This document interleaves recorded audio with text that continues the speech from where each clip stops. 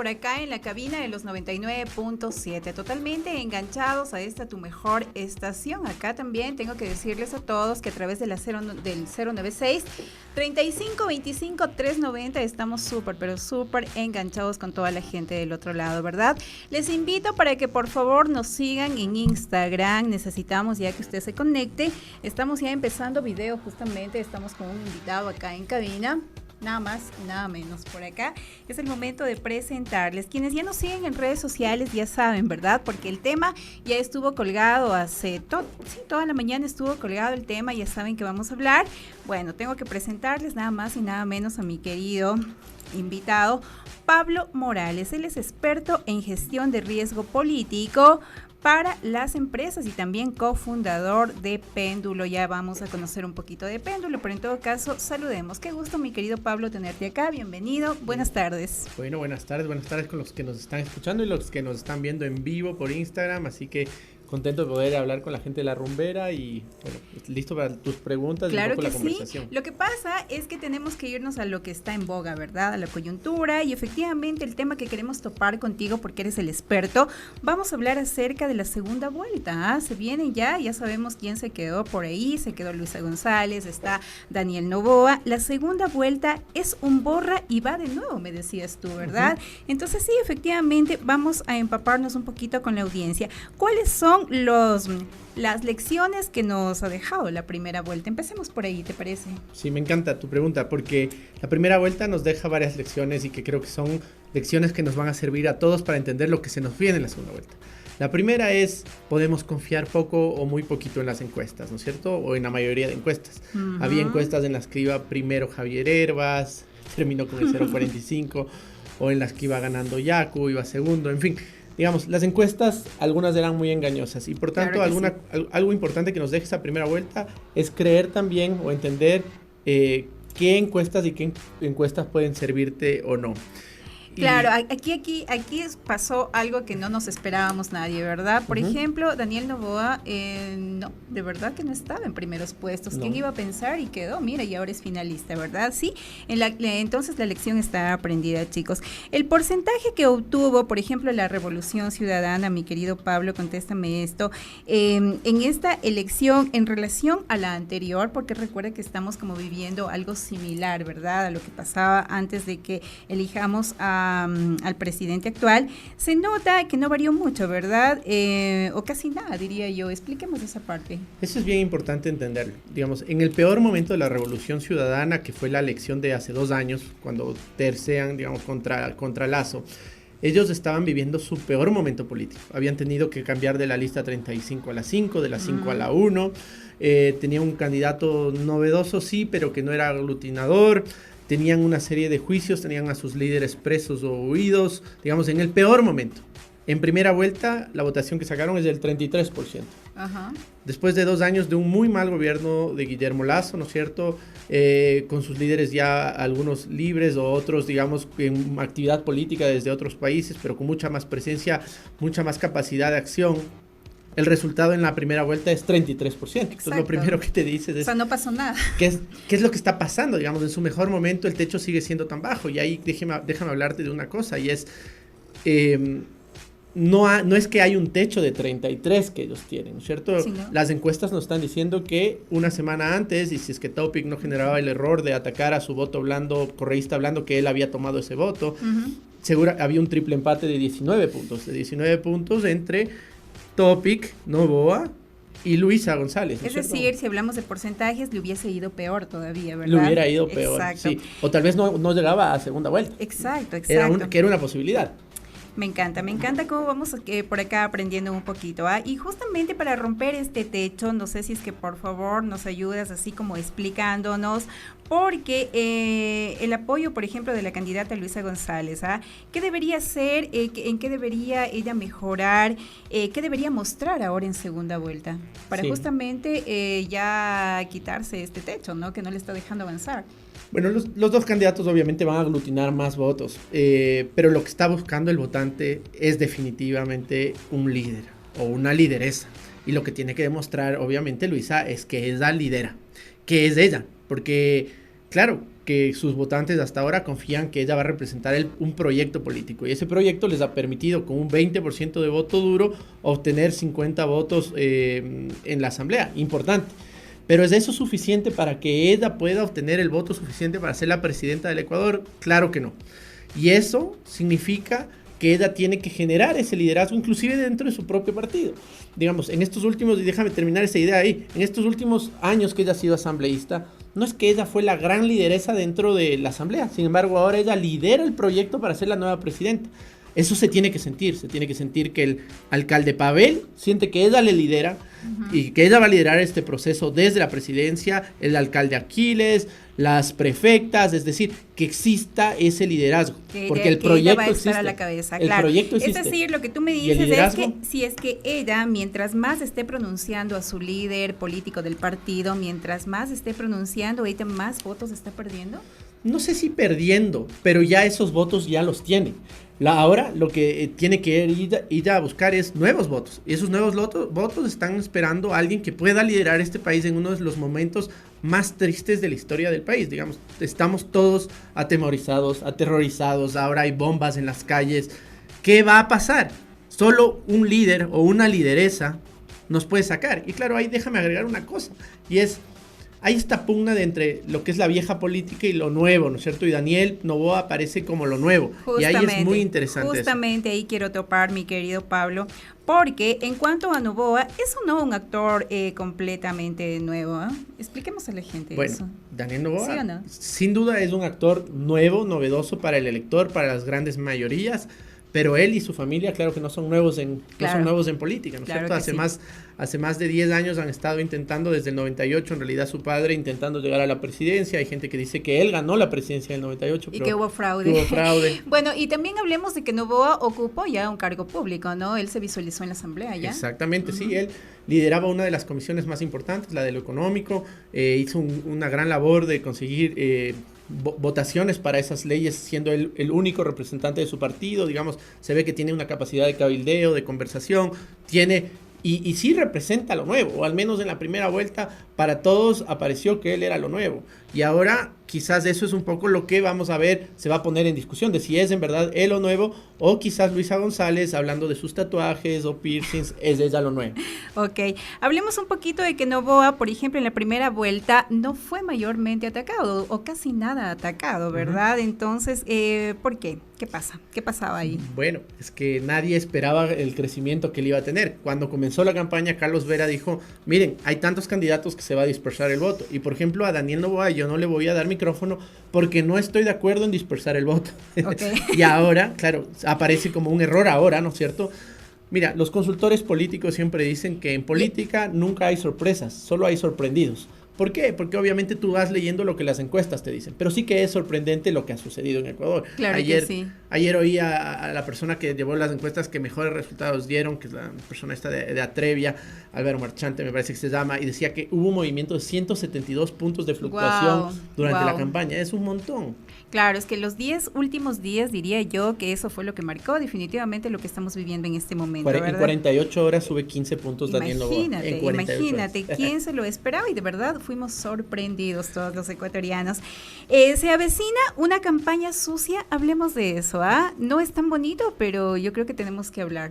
Yo creo que es seguro. El actor principal de la primera vuelta fue el miedo, ¿no es cierto? Y que aumentó terriblemente y cambió todo, ¿no es cierto? Con el terrible asesinato de Fernando Villavicencio. ¿Crees que lo que pasó ayer justamente acá en Quito, estos coches bomba, no sé si estamos utilizando bien el término, pero en todo caso, ¿crees que de pronto por ahí esté ya siendo parte de una campaña sucia? Creo que la campaña sucia comenzó al siguiente día de la segunda vuelta, ya se comenzó a ver que hablaban mal de la esposa de Noboa, no solamente de la esposa, del padre, que el padre vivía en Galápagos y no sé cuánto. Y que está casado con tal. Sí, digamos, la campaña sucia no va a tener límites, y lo que sí es cierto es que si es que es cosas malas de Noboa, sabemos de dónde viene, y si son cosas malas de Luisa, sabemos de dónde viene también. Okay. Sí, entonces eso es importante. Mi querido Pablo, ¿qué está pasando entonces o qué pasaría con las autoridades? Hablemos de esto también, ¿verdad? Con las autoridades nacionales, con la gente que también participó y quiso ser presidente y no llegó. qué va a pasar justamente con esta parte de los candidatos políticos, ¿no? Que no llegaron, a dónde se van a ir, cómo distribuyen esos votos, con quién se van a quedar. Hablemos de eso también. Sí, a ver, hubo varias sorpresas en esta elección, ¿no es cierto? Es una papeleta bien novedosa, nueva. Lo que fue nuevo en la anterior papeleta, que era Yacu y Herbas, aparecen como lo viejo en esta papeleta, y lo nuevo obviamente es Topic, Jan Topic y Daniel Noboa. Y ellos acumulan un voto novedoso y también un voto rechazo al sistema, el que recibe Fernando Villavicencio a través de su compañero y coediario Cristian Zurita. ¿Para dónde van esos esfuerzos?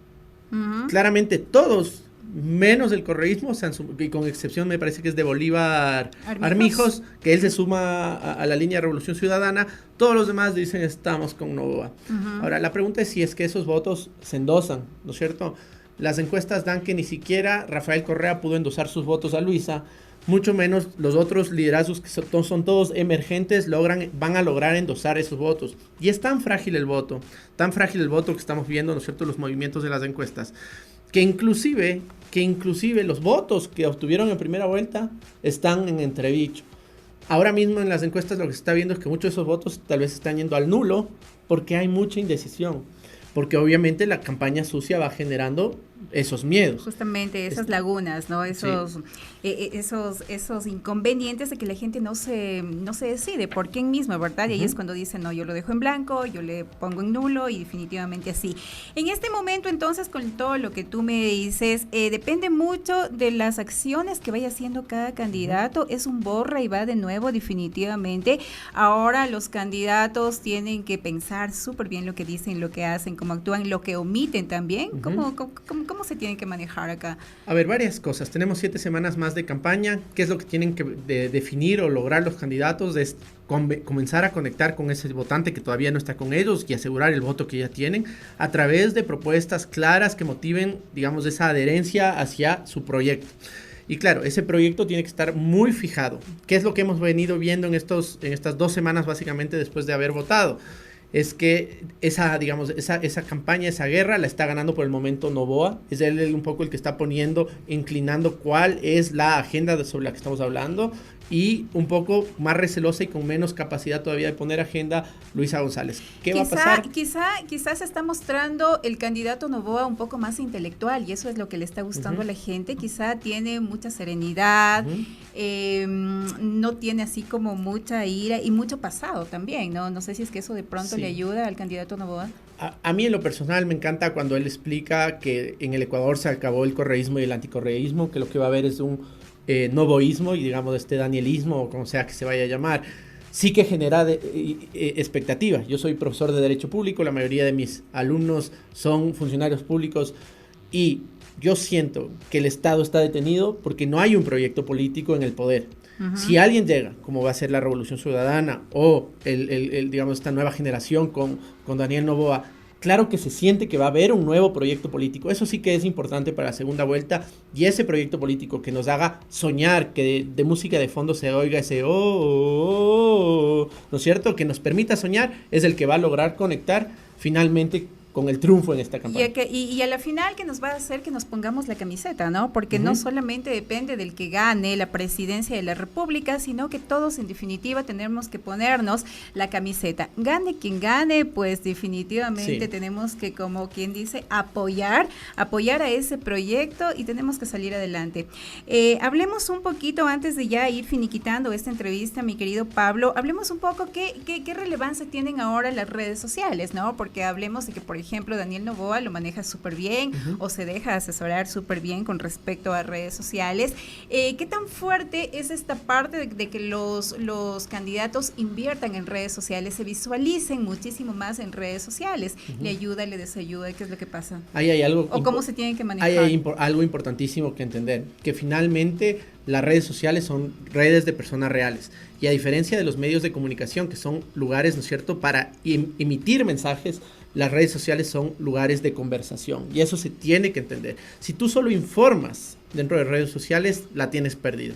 Si tú conversas, si tu nombre genera conversación, entonces estás en el lugar adecuado. Nosotros con nuestra herramienta dentro de Péndulo vimos que después del debate, ¿no es cierto?, el crecimiento del nombre de Daniel, digamos, en la conversación digital, creció un 400%, era el número 1 en búsquedas en Google, es decir, todo el mundo quería saber quién es. Le escuché a él explicando que antes del debate le conocía el 40% de los ecuatorianos y luego casi el 90%. Entonces es muy importante entender eso. Definitivamente las redes sociales les ayudan muchísimo a los candidatos. Entonces, yo les decía hace un ratito cuando inicié presentándole a Pablo Morales que él justamente está aquí porque está representando a Péndulo, ¿verdad? Y Péndulo es una consultora de riesgo político y por eso podemos abordar contigo este tema. También eres abogado y por eso te manejas súper bien. También eres profesor de Derecho Político, Público, ¿verdad? Y eres profesor en la Andina, en la San Francisco y en el Espíritu Santo. Entonces, tremendo personaje está acá con nosotros y por eso hemos hablado de este tema tan serio que nos compete a todos los ecuatorianos. Pero te invito para que en este momento nos cuentes un poquito de Péndulo. ¿Qué hacen ustedes? Porque si bien es cierto, es una consultora de riesgo, pero tú me decías en interno, Nati, lo que pasa es que la gente debería estar preocupada de quién gane las elecciones, ¿verdad? Porque todos, independientemente a lo que usted se dedique, a lo que usted haga, a lo que si es que tiene un negocio o profesión tenga, cuando gana un presidente, es como que todo cambia, ¿verdad? Y tenemos que irnos alineando, así es que tú me dirás cómo se maneja esto. Bueno, como todos, ¿no es cierto? Estamos todos en la expectativa de qué va a pasar el país. Las empresas también, sus equipos también tienen que saber si es que se van a endeudar o no, qué nuevos proyectos pueden meterse, y para eso un poco lo que Péndulo hace es entender bien cuál es la posición política de quienes pueden llegar a gobernarnos y qué es lo que eso significa para cualquier negocio en Ecuador. No importa si es la radiodifusión, si lo que tú vendes es cemento, concreto, si lo que tú eres es arquitecto, abogado, tienes que entender qué es lo que le va a pasar al país. Y frente a esos objetivos que tú tienes planteados, nosotros creamos una matriz de riesgo y obviamente soluciones tanto en la vía jurídica como en la vía comunicacional.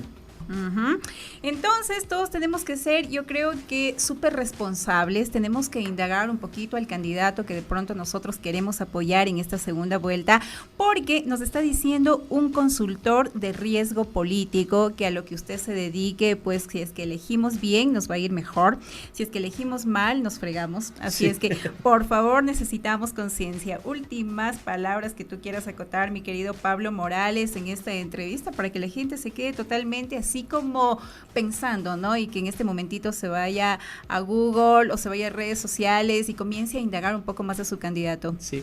A ver, bueno, Nati, muchas gracias por la entrevista, encantado de estar acá y decirles que el voto va a ser muy frágil para segunda vuelta, ¿no es cierto? Parecía tan loco lo que estaba pasando en primera vuelta que cuando llegaban esos memes que decían, está ganando Yacu Pérez, pero en realidad estaba ganando el boli, decía. Entonces, la pregunta es, ¿estás seguro que Noboa va a ganar la segunda vuelta? Nadie la tiene segura, puede ganar cualquiera de los dos, entonces tenemos que estar muy presentes en lo que va a pasar. El candidato de su preferencia necesita apoyo y todavía los dos tienen mucha posibilidad de ganar, así que, está todo por verse. Claro que sí. Bueno, y aparte en interno también nosotros decíamos, ¿no? Nadie sabe para quién trabaja, así es que tenga cuidado, porque algún comentario que de pronto un candidato diga le puede facilitar para que gane puntos el otro, así es que pilas con eso y pilas también con nosotros como votantes, ¿verdad? Así es que mi querido Pablo Morales, muchísimas gracias por esta entrevista, quedamos totalmente satisfechos, yo creo que ya estamos así como más definidos todavía en este momento por quién votamos, así es que él es el experto en gestión de riesgo político para las empresas y también cofundador de Péndulo, mi querido, hasta una próxima oportunidad y quizás nos vemos, ¿no? Cuando ya sepamos el ganador. Bueno, ¿sí? Me encantará estar de nuevo en para ir analizando el enfoque que tiene el que ganó y el que nos va a gobernar en este año y medio que nos queda de gobierno, ¿verdad? Así es que chicos, muchísimas gracias por la sintonía, se quedan ustedes súper bien acompañados con buena música, luego se viene ya de pico y placa 4:00 p.m, Rumbera 99.7. Que pasen bien, quien les habla Natalia Rodríguez. Chao.